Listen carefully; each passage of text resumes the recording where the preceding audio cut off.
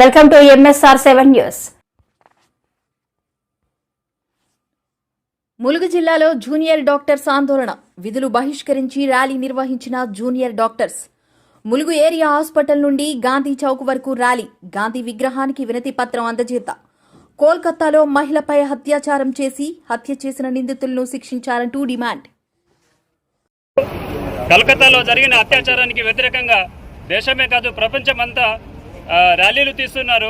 వైద్యులు వాళ్ళ ఓపీ సేవలు కూడా బంద్ చేసి, ఎమర్జెన్సీలు కాకుండా ఓపీ సేవలు బంద్ చేసి కూడా అందరూ ఒక్క వాయిస్గా వినపడుతుంది, ఒక గొంతుకలాగా ఈరోజు కదిలారు. ఇది జరగడానికి ఒక దారుణమైన సంఘటన జరిగింది. కోల్కతాలో ఒక వైద్య విద్యార్థినిపై కొందరు అత్యాచారం చేసి అమ్మాయిని కిరాతకంగా చంపేయడం జరిగింది. కారణం ఏంటంటే అమ్మాయి చాలా అమాయకురాలు. ఆమె జూనియర్స్ కొందరు డ్రగ్స్కి ఇంకా వేరే వేరే యాంటీ సోషల్ యాక్టివిటీస్లో ఇన్వాల్వ్ అవుతుంటే వాళ్ళను హెచ్చరించడం జరిగింది. మీరు ఇలా చేయడం ఆపుకుంటే మీ మీద కంప్లైంట్ ఇవ్వాల్సి వస్తుందని హెచ్చరించడం జరిగింది. కానీ వాళ్ళు దాన్ని మార్చుకోక ఆమె మీదనే పగబట్టి ఆమెని చాలా కిరాతకంగా అత్యాచారం చేయడం జరిగింది. కాకపోతే ఇందులో వాళ్ళకున్న ధైర్యం ఏంటిది? ఒకటి, వాళ్ళు డ్రగ్స్ మత్తులో ఉండడం, ఒకటి. రెండోది, వాళ్ళకు రాజకీయ అండగా ఉండడం అనేది.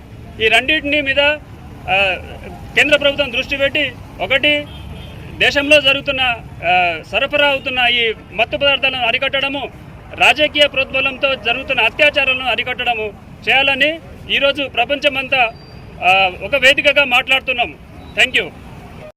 ఈ ఒక సంఘటన కాకుండా ఇంతకుముందు చెప్పినట్టు అన్ని రకాల సంఘటనల వెనుక ఎటువంటి రాజకీయ శక్తులను కూడా తక్షణమే వాళ్ళని శిక్షించాలని చెప్పి, ఈ జస్టిస్ అనేది డిలే కాకుండా చేయాలని చెప్పి, జస్టిస్ డినైడ్ కాబట్టి తక్షణమే ఫాస్ట్ ట్రాక్ కోర్టు ఏర్పాటు చేసి వాళ్ళకి మరణశిక్ష విధించేటట్టు ఏర్పాటు చేయాలని చెప్పి మేము విజ్ఞప్తి చేస్తూ ఉన్నాం.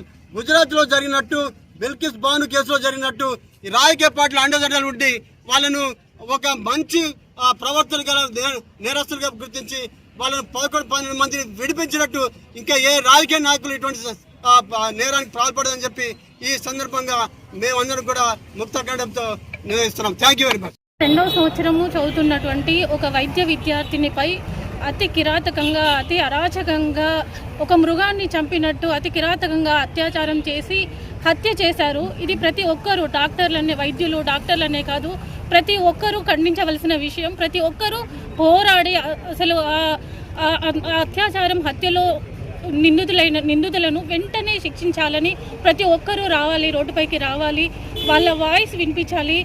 ఇప్పుడు ఒక హాస్పిటల్ అంటే ఒక దేవాలయంతో సమానం. దేవాలయంలోనే ఒక వర్కింగ్ ఉమెన్కి, ఒక డాక్టర్కి రక్షణ లేకపోతే బయట ఒక అమ్మాయి, ఒక అమ్మ, ఒక చెల్లి, ఒక చిన్న పిల్లలు వాళ్ళ పరిస్థితి ఎలా ఉంటుంది?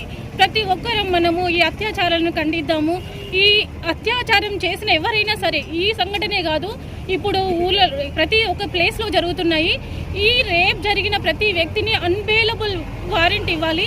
ప్రతి ఒక్కరికి ప్రతి పనిష్మెంట్ అనేది ఉరి తీయడమా, లేకపోతే లైఫ్ డెత్ సెంటెన్స్ అనేది వెంటనే ఒక ప్రత్యేకమైన సెల్ ఏర్పాటు చేయాలి.